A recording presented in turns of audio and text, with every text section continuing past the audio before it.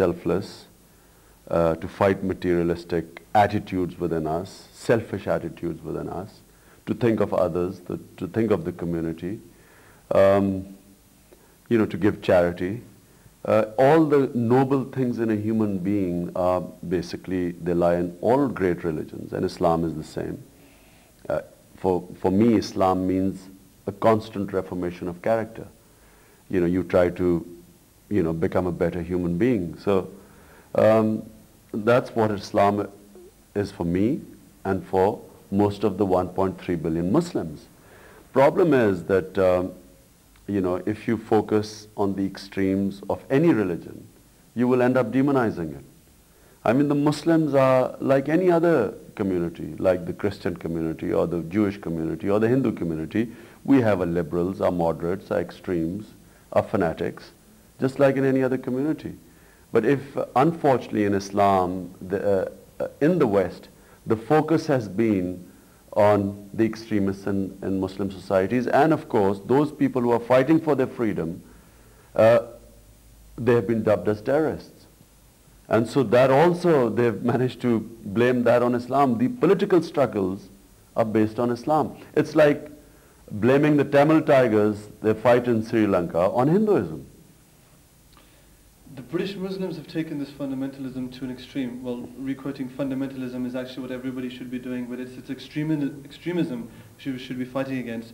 But the British Muslims, many people in universities and colleges are gathering around other young Muslims and teaching them towards the extremism. I mean, what message would you give to those people who are carrying out these lectures and also the people who's attending them?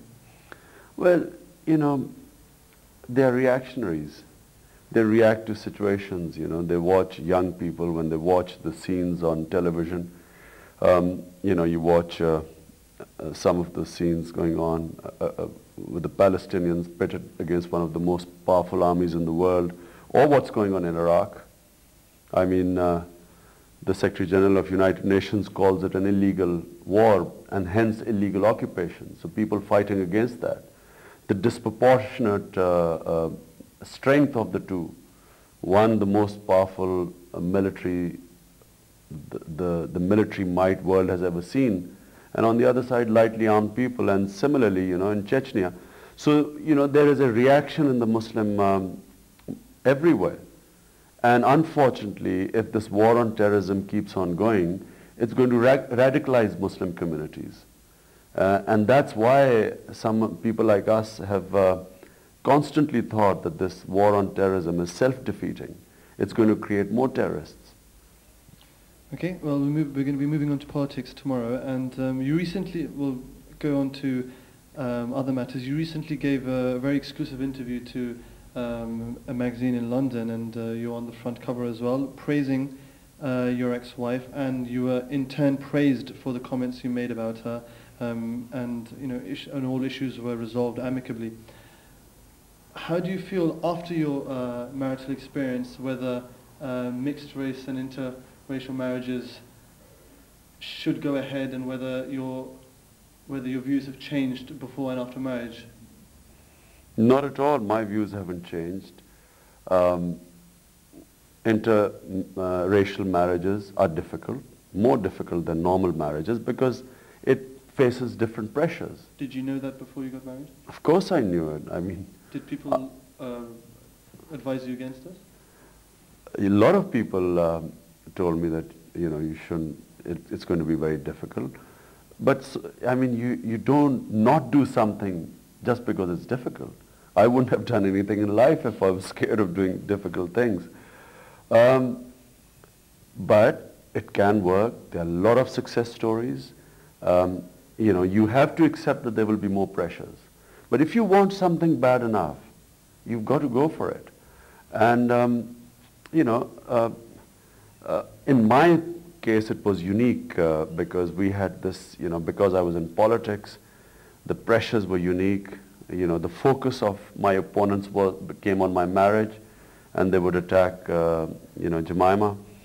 And so that created more pressures. In an interracial marriage, you need to spend more time together. In our case, because of her not being able to be part of my political life, we ended up spending less time together. So ours was a unique case. But I would never tell people that they should not, just because they are from different races, they shouldn't get married. Of course they should, but they should understand that they have to try much harder than a normal marriage. Well, it was great at first because, I mean, she did try very hard to even put forward your political career by learning Urdu and all these sort of things, and then going on to do a master's at SARAS. And so all these things helped, which was just unfortunate in the end. Well, I mean, she tried her best, in my own way, there were different pressures on me. Both of us gave it our best. We tried our best, and eventually, it just became difficult because, because of our time being spent away, because of my political life, she progressively found it difficult to live in Pakistan. And once she moved away, once she started living in London, then obviously it was not going to be possible. You can't have a marriage where two people are living in different continents. Just a final question on this matter. How did you react to your late father-in-law saying that you'd make an excellent first husband for Jemima Khan? Well, I don't think he actually said it. But if he said it, well, I hope I make a very good first husband for her. I hope she has a, better luck next time. But I have to say that, I had the greatest liking for Jimmy Goldsmith. And I thought he was, an exceptional man. Did you have a great relationship with him?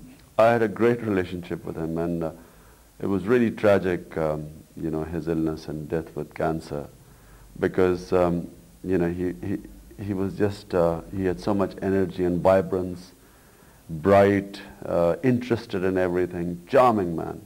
And that was one of the reasons for his success, obviously, as well. Well, and then he was, he was a big risk taker. In a lot of ways we were similar because, we were risk takers. I mean, we weren't conventional in the way we led our lives. And I really got along very well with him. So it was sad, his death with cancer. Coming on to your children, you've two children, mashallah, it's Qasim and Sulaiman. They recently came to Islamabad, and we'd like to clear some things on the safety of Pakistan, because many people were worried, and there were rumors being spread that Pakistan is no longer safe. And after an incident, of course, of the mugging, where I think your car was stopped at gunpoint, and I think some money and mobile phones were stolen. But there is an assurity that Pakistan is safe, of course, and for your children to visit Pakistan. And this rumor among the British public that it's not safe, and everyone who will go to Pakistan as a tourist will get mugged at gunpoint.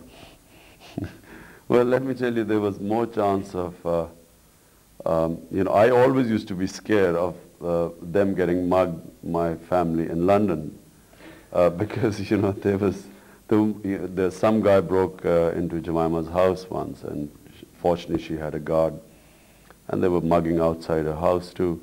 And I have, in all my life, I have never had any such problem. There's never been any theft, no mugging, and it was just bizarre that it happened. It happened with my children. One of those things.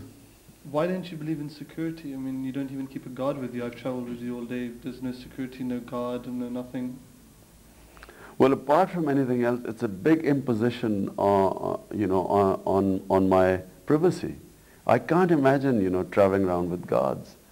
It's ministers and all these other people, even anyone with a bit of money, they use guards just for safety. But everyone, even against you, again, trying not to hit politics, but everybody, all your rivals. Isn't it dangerous? Don't you feel scared? No, I don't feel scared, and I hate having the thought of, just the thought of having a guard is, the idea is repulsive, really, because, imagine having someone walking with you everywhere. I think this is one of the, if I ever get into power, my worst phobia would be to have guards around me.